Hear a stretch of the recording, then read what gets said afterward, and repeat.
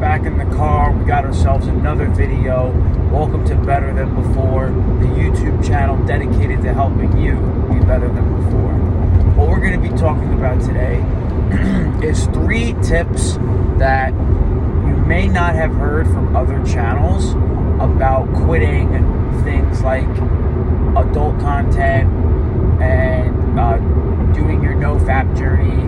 And for this, I'm going to be talking about quitting weed because that's what I'm currently doing after about 3 years of smoking all day, every single day. So there's a lot of videos out there about different tips that you can use to be helpful towards your journey. But I want to try to give a little bit of a different perspective on things. Something that's a little bit less on battling the urges and cravings that we get and more about how we can move past them. Okay?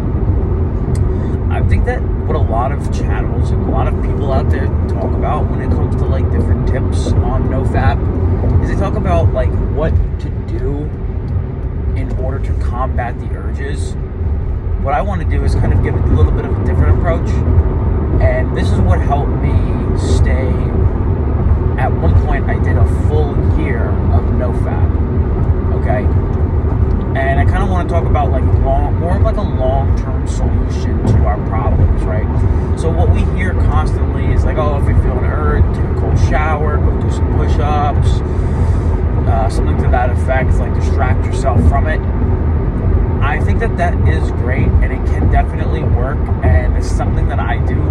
But, I take cold showers, and I exercise very regularly. I almost train as a professional athlete with what I do. I train every single day. I exercise. I'm training every day. But I still get urges, and we have to be able to learn how to live with these feelings rather than try to remove these feelings. So my first tip is going to be practicing acceptance, okay? Acceptance is the state of which you are fully letting all of the urges and cravings happen in real time. You are not fighting it. You are not arguing with it. You are letting it pass its course. I think this is a really powerful mindset to be in because let's face it, life is not going to be perfect, and there's going to be a lot of struggle when it comes to anything we want to do in life. Whenever we feel our urges and cravings, I think we immediately start to fall into storylines. I know I've done this before. Oh, here we go. I don't know if I can do this. The urges are here. Okay, we got to go do something. We got to go distract ourselves.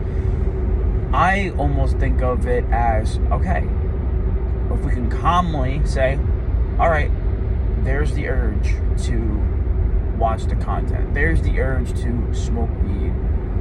There's the urge to masturbate. This is a normal feeling, and everybody experiences it, and I just have to go about my day. This is normal. This is good. These feelings are good. It means I'm healthy. It means I'm normal, right? Because if you never got those feelings, then maybe you have low testosterone. Maybe you're not healthy, right? At least if you're getting all these urges, you can transmute that into energy. And I think practicing that acceptance and saying okay, this is just how it is. This is how these feelings are going to happen. Normalize it. It's just like being hungry. Sometimes if you're on a diet, you're going to feel hungry. If you're trying to lose weight, sometimes you're going to feel hungry. And you have to just accept it. You have to accept where it's feeling. And most of the time, if you don't argue it and you just accept it for what it is, and you know that you're going to stay the course, then ultimately it's just going to pass. It's eventually going to pass. It always does. It always does. There's always a light at the end of the tunnel. But if you believe that there is no light at the end of the tunnel and you're experiencing a feeling of when is this feeling going to go away? Is it ever going to go away? Well, then it might not go away, right? It's like that idea of don't think about the purple elephant, and it makes you think about the purple elephant. And there's also that theory that people will take a hot shower and they start to think of all of these different ideas that maybe they think of what they should have said in a conversation, because they're not in the conversation anymore. They're not thinking about it anymore, so it allows those creative flows to happen. So I think if we're just able to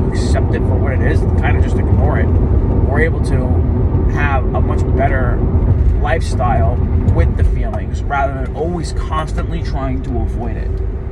Okay, that's going to be my first thing. The second thing that I think that we need to do in order to create a real lifestyle out of this is we need to practice our communication skills. Okay, commonly what people say is to have like a support group, and I think that can definitely be really strong. But what I also believe is the more that we talk about it, so let's say you're part of a nofap group, right? You can almost become attached to the idea of telling your support group, of telling your friends or whoever it is that's helping you through this journey, or commenting on a YouTube video or watching YouTube videos even. You can get lost in the cycle of, oh, I relapsed again. There it is. There's the relapse. I have to talk to people about it. It almost gives you something to talk about, right? It gives you like that ability to like communicate. And I think that can be poor. That can attach yourself to the lifestyle of fapping, of watching that stuff. I think ultimately what we need to do is move on from our support groups, move on from our communities, move on from spam watching YouTube channels about nofap, right? What I hope to do in my channel is I want to do things and talk about things outside of just nofap. While it is part of the lifestyle and we're all following nofap, I want us to also be able to work on other things that improve our life, not just focus on not doing the bad habit, but focus on building good habits. It's something that I really want to do in future videos, especially when it comes to like the health and fitness aspect of things. But yeah, building our communication skills is going to be important because it also will allow us to not keep ourselves in the cycle of talking about nofap and talking to people about, oh, I relapsed again, and getting used to that storyline.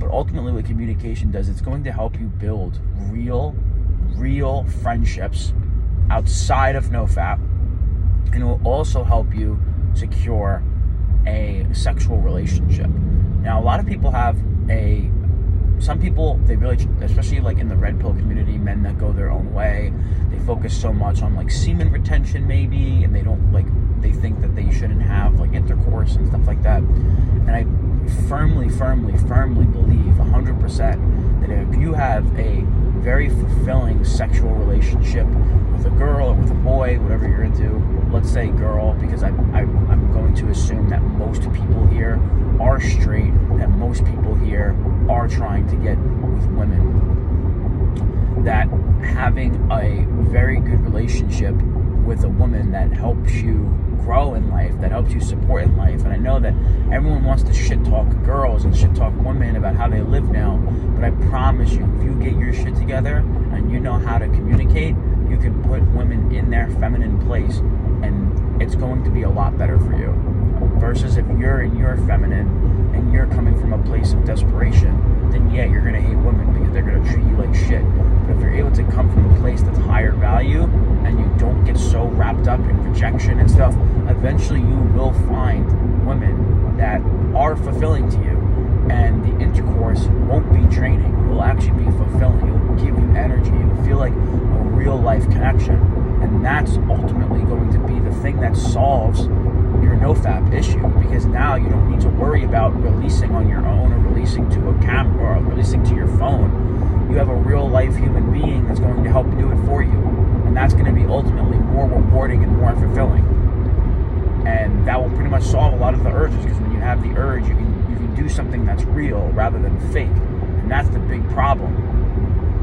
But I believe it takes that ability to not release. You go through a period of time where you're doing nofap until you secure something like that. Now you're better able to value every time you release. And I think that's where like the real magic comes. And I think that's what really creates a long-term solution rather than just a short-term solution that's just willpower based. So communication skills is going to be the second thing that you really need to focus on. And the third thing that you need to focus on is you need to stay busy. Now, I don't mean just staying busy doing random things throughout the day. But what I do mean is you need to focus on the things that are causing you your anxiety urges, that are causing you your stress urges. If situation is lacking. You need to put time into fixing that financial situation. You need to go on job interviews. Look, you can go on Indeed or any sort of these like apps, and you could apply to like 10 jobs in a couple days. I just did it, and I have like 4 interviews this entire week that I'm doing in order to find a higher paying job. And I'm able to go to different companies and say, this company is offering me this, what can you guys do? And now I get to go back, this company is offering me this, what can you guys do? You're able to do that. All I did was just apply on an app. I applied to like 10 different places in no time, and they're reaching out to me. So you can do the same thing. If you need to fix your financial situation, don't be afraid to like work long hours, at least for a short period of time, just to stack your money and kind of release that stress a little bit. If you're stressed about relationships, again, goes back to part 2, focus on your communication skills. Try to ask some friends to go out with you. If they don't go out with you, go make some new friends. Maybe you need to make some new friends. Maybe you need to let go of the past relationships that are dragging you down, that are negatively affecting you, and focus more on building friendships. And a really good way to do that is to explore your interests and explore your hobbies. So if you have always wanted to if you were always interested in yoga, for an example, and you want to take a yoga class, take a yoga class. That's going to be perfect. And when you're doing the yoga class, like maybe you start off by telling the instructor like what your goals are and like what you want to do, and then maybe like you leave like a genuine compliment to somebody about like their ability. You just kind of give like a little bit of a friendly vibe that's not like creepy, right? Don't be a fucking creep, you know? If you feel like you're being a creep, then just don't say anything and then let things come to you. But if you're able to give like a genuine compliment without feeling creepy, then that's a good way to start segmenting yourself into groups, you know? Things have a natural way of flowing. Or maybe you try a yoga class and you give a compliment, you feel creepy, and you realize that maybe yoga is not for you, so then you go and take up golf, and then golf winds up being good for you, or whatever the case may be. But it's up to you to get out of the house and to try things, and to try to actually make the commitment to building these things. Maybe getting a new job will help you find friendships. Maybe trying that hobby will help you find the next hobby that you actually really wanted, right? Sometimes it's okay to fail, but the most important thing is you need to try. Because if you're not trying and you're not staying busy, then what's the point? That you're going to relapse, because you're just using willpower at that point to stop, and eventually your willpower is going to drain. But if you can create a good lifestyle around good relationships, good communication skills, and staying busy and practicing the acceptance of when those urges come up, you're good. You'll be fine for the rest of your life. Will there be hard times? Yes, there will be.